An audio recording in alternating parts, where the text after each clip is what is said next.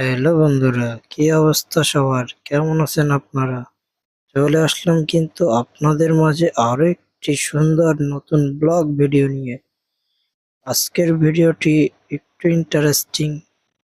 দৈনন্দিন জীবনে আমরা কি কি কাজ করে থাকি, আজকের ভিডিওটি আপনাদেরকে সেটাই দেখানোর চেষ্টা করব। সকালবেলায় ঘুম থেকে উঠে হাত মুখ দিয়ে ফ্রেশ হয়ে চলে যাচ্ছি আমাদের গন্তব্যে। আমাদের গন্তব্য সকালবেলায় আরিফপুর। এই যে বড় বিল্ডিংটা দেখতে পারছেন, এই বিল্ডিংটাই হচ্ছে আমাদের সাইট। চলে আসলাম কিন্তু আরিফপুর মোড়ে। এটাই ছিল আমাদের কন্ট্রাক্টর ইউনুস ভাই। আজকের ডিউটি ছিল আমাদের এই ফ্যানটা লাগানো। তো ভাইকে বললাম ফ্যানটা যেহেতু লাগাতেই হবে তাহলে আপনি এটা চেক করে দেন।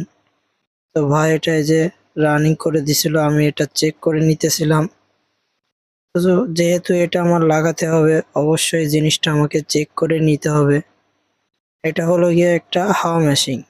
তো এটা লাগাইতে হবে আমাদের বিল্ডার্সের স্যার তার বাসায়। তো এই বলেই চলে গেলাম রিক্সা মামার নিয়ে।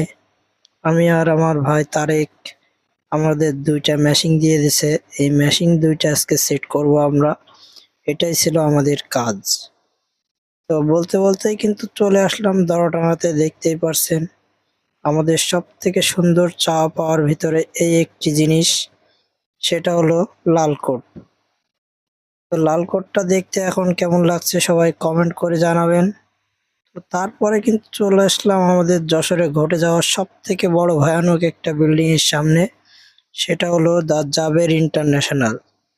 তো একটা সময় এই জাবেরের কদর ছিল, এখন তা নাই। তো এরপরে কিন্তু আমরা চলে গেলাম স্যারের বাসায়। ফ্যানটা ফিটিং করতেছি। তো এটা অন্যভাবে সেটিং হবে।